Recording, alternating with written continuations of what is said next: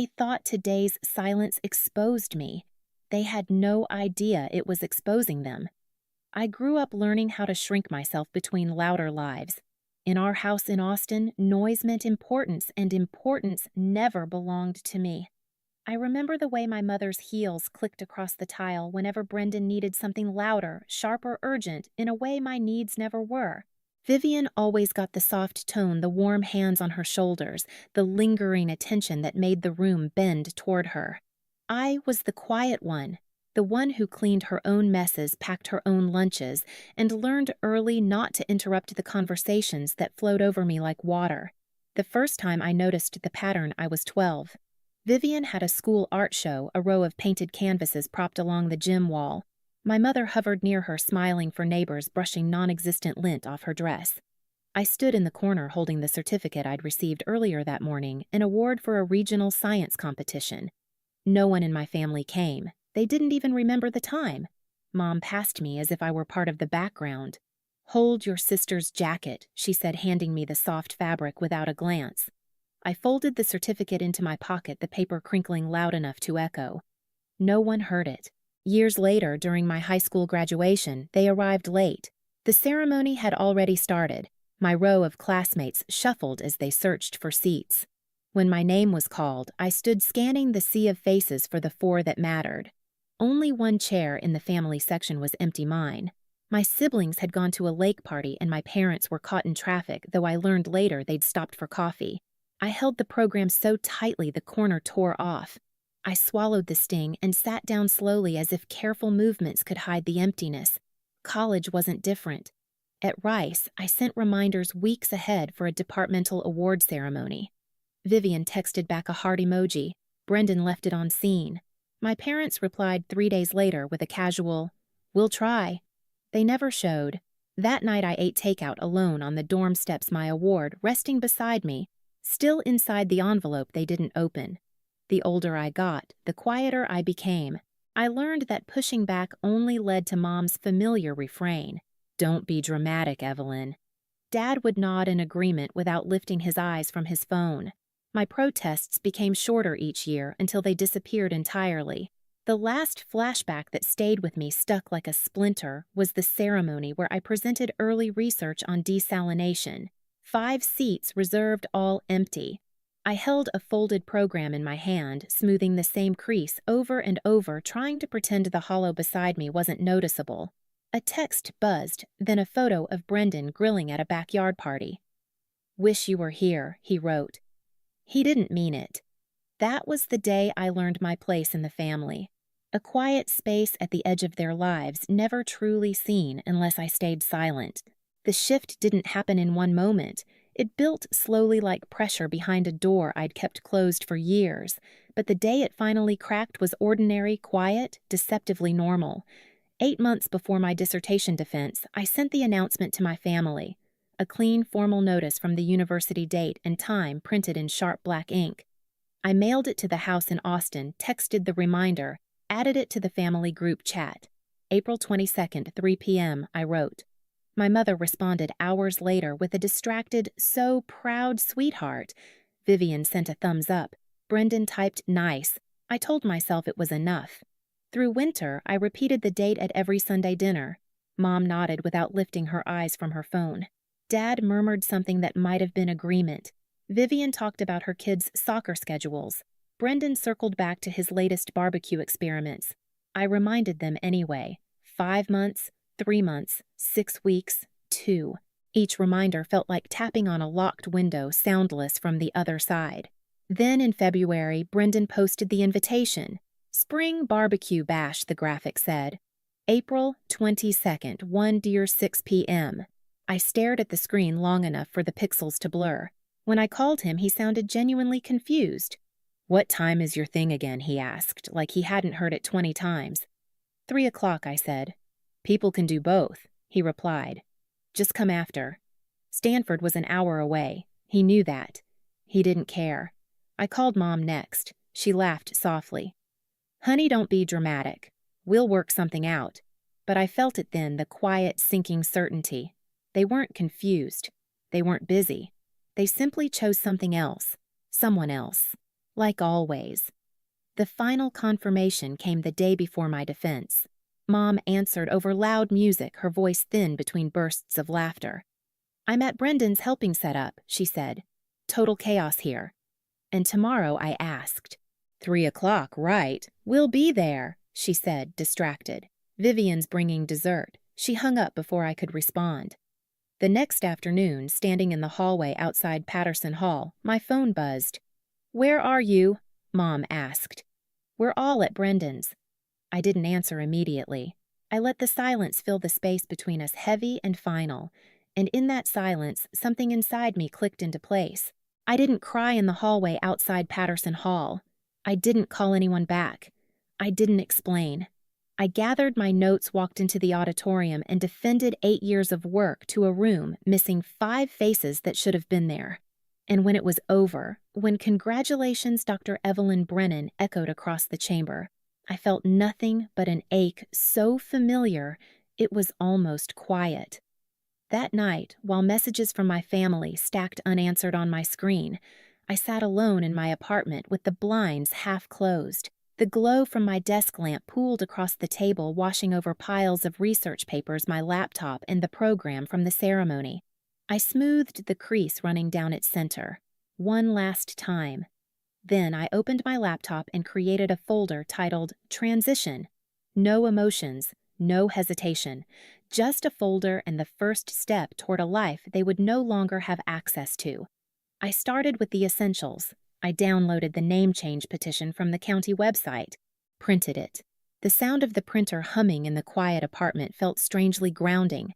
Instruction pages, required documents, identification guidelines. I highlighted each section with steady strokes. My pen didn't waver once. Next, financial accounts. I logged into each one, updating contact information, saving statements into the new folder labeled Records. I exported 2 spreadsheets, one listing every account tied to my old name, another mapping how each would shift under the new one.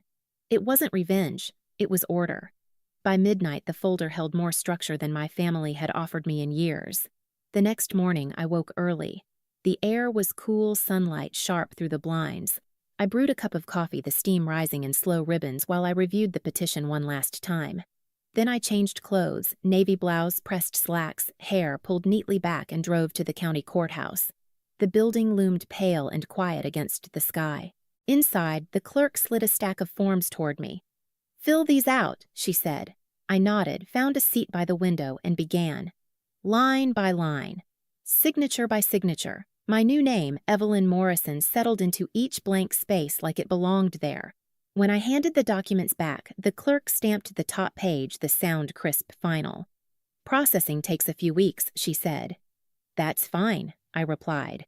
Outside, the sun felt different, clearer, less like something I had to earn. The next phase took days. Quiet ones. I updated my email first, a clean address unlinked to family. I transferred all research materials to a new cloud drive, deleted the old one. I archived messages from colleagues, mentors, and friends. The only thing I didn't delete was a small folder named Ruth, filled with photos of my grandmother and the birthday letters she'd mailed me through college. Her handwriting had always looked certain, even when mine trembled. By the end of the week, my digital life no longer contained the name Brennan.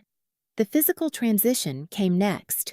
I boxed up my apartment, books stacked neatly, clothes folded in long rows, frames turned face down and wrapped in paper. I stood in the center of the living room the night before the movers arrived, listening to the soft hum of the refrigerator, the faint buzz of a streetlight outside. My phone lit up every few minutes, calls, texts, missed attempts to grasp what they'd never held in the first place. I didn't answer. When the truck pulled away, carrying everything I owned toward Portland, I locked the apartment door and rested my hand on the cool metal for a moment. Not sentiment, just stillness. The drive north took 2 days. Long stretches of highway, muted radio-static rest stops with flickering vending machines. I stopped only for gas and coffee. Each mile felt like dissolving threads, thin, frayed connections falling away behind me. Portland greeted me with gray skies and a soft drizzle. Perfect, I thought. A city where silence didn't feel like a punishment, but a way of breathing. My new apartment was small but bright with a narrow balcony overlooking a quiet street lined with trees. I placed my boxes by the window and opened the one labeled Work. Research papers, a notebook, a single photo of me and my grandmother at a long-past birthday dinner. I pinned it above my desk. The next morning, I walked into the environmental consulting firm that had offered me a position months earlier. A receptionist greeted me warmly. My new colleagues introduced themselves one by one. No one asked about my family. No one compared me to a sibling. I sat at my new desk, logged into my new account, and felt a strange, unfamiliar steadiness settle in my chest. In the evenings, I continued the quiet work. I changed the name on my driver's license, updated my voter registration, replaced my medical records, reassigned emergency contacts, closed the last bank account with the old surname. Each task brought its own small sound, the tap of keys, the click of a button, the soft rip of an envelope. Not dramatic, not triumphant, but precise. Controlled. Mine. Some nights I'd sit at my desk with the window cracked open, letting the cool air drift inside. I'd reach for a form, a bill, a document, and feel that familiar tightening in my chest ease just a little. This time, I thought sliding another page into the completed folder. I won't fix what they've broken. It wasn't a vow, just a boundary. Finally written down. The notification arrived on a gray morning, weeks after I'd settled into Portland. Your name change petition has been approved, it read. A simple sentence. A quiet switch flipped. I printed the confirmation, the page still warm, when I slipped it into a folder labeled Identity. The new documents, license, bank cards, workplace records had already begun updating. Soon, nothing would carry the name my family forgot on purpose. I didn't announce it. I didn't message anyone. I just lived. But silence has a way of echoing when people expect noise. The first ripple came from an email forwarded to my new inbox by HR. Your emergency contact attempted access, the header said. My old number disconnected. My old email archived. My personnel file flagged them as unverified relationship. The system locked them out automatically. Another ripple arrived the following week. The apartment manager from Austin left a voicemail on my new work phone. Your family has been trying to reach us for your forwarding address. We cannot disclose without written consent. I didn't give any.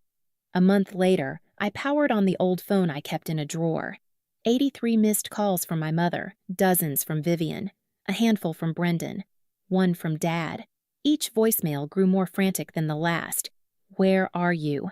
This isn't funny. We need to talk about the graduation. You're blowing it out of proportion. You can't just vanish. This silence is childish. You owe us an explanation. I owed them nothing. I turned the phone off and placed it back in the drawer. The air felt lighter. Then came the moment everything aligned. Great Aunt Ruth passed away quietly, peacefully. She was one of the few people who ever saw me, truly saw me, and I knew I had to go. Not for my family, but for her.